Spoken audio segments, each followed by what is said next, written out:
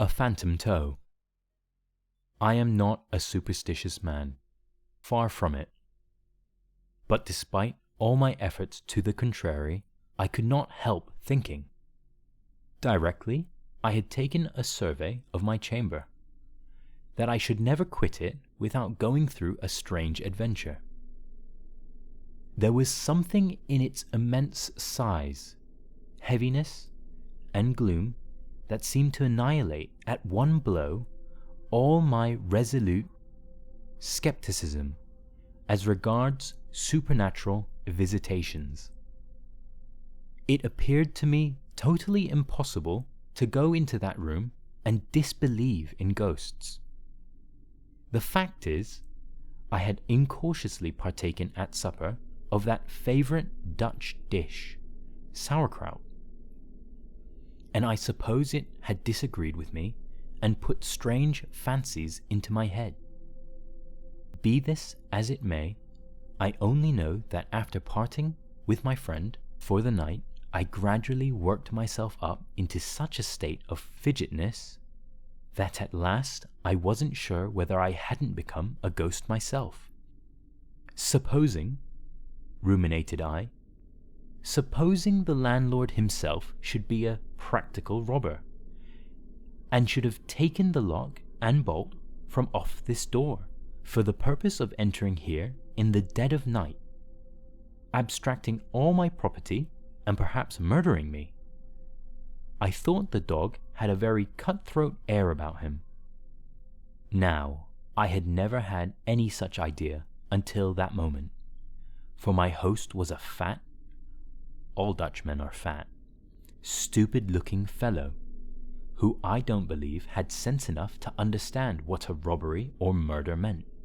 But somehow or other, whenever we have anything really to annoy us, and certainly was not pleasant to go to bed in a strange place without being able to fasten one's door, we are sure to aggravate it by myriad of chimeras of our own brain. So, on the present occasion, in the midst of 1,000 disagreeable reveries, some of the most wild absurdities, I jumped very gloomily into bed.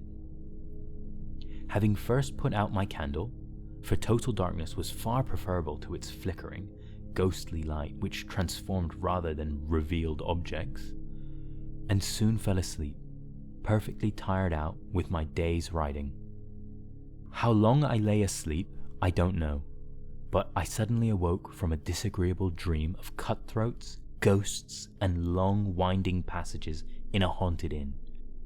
An indescribable feeling, such as I have never before experienced, hung upon me. It seemed as if every nerve in my body had 100 spirits tickling it, and this was accompanied by so great a heat that, inwardly causing mine hosts sauerkraut and wondering how the Dutchmen could endure such a poison, I was forced to sit up in bed to cool myself. The whole room was profoundly dark, excepting at one place where the moonlight, falling through a crevice in the shutters, threw a straight line of about an inch or so thick upon the floor, clear, sharp, intensely brilliant against the darkness.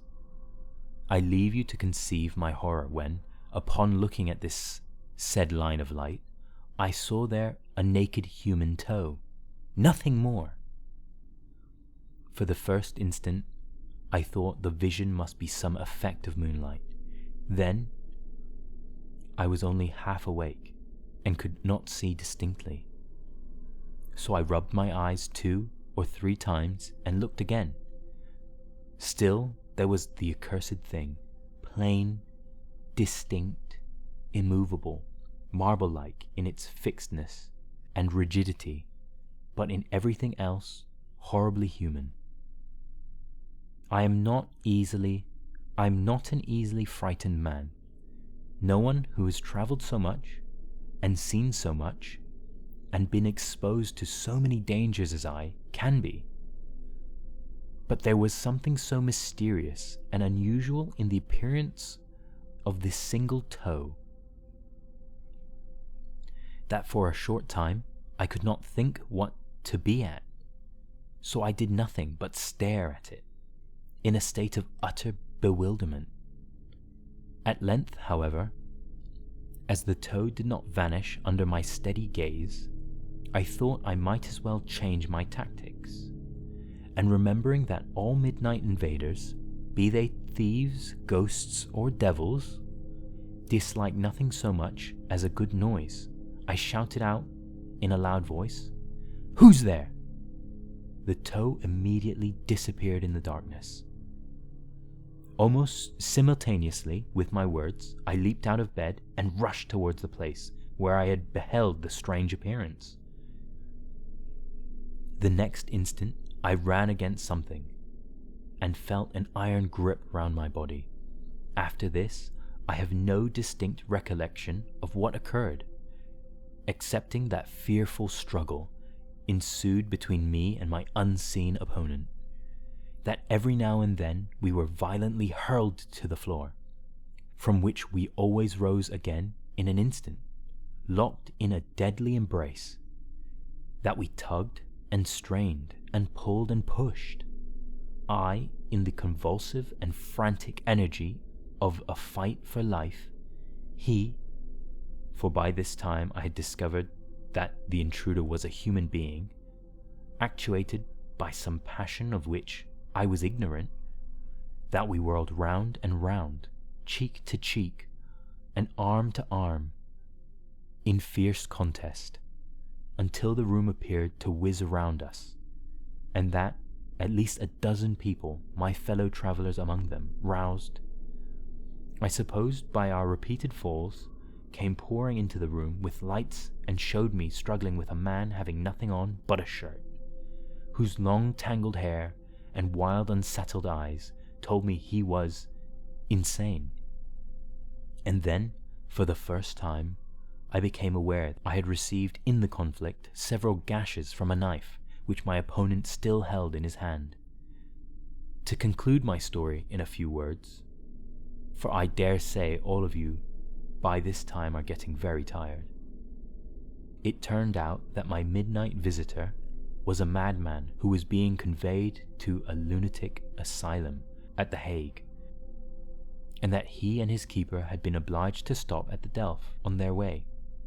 The poor fellow had contrived during the night to escape from his keeper, who had carelessly forgotten to lock the door of his chamber, and with that irresistible desire to shed blood, peculiar to many insane people, had possessed himself of a pocket knife belonging to the man who had charge of him, entered my room, which was most likely the only one in the house unfastened, and was probably meditating the fatal stroke when I saw his toe in the moonlight, the rest of his body being hidden in the shade.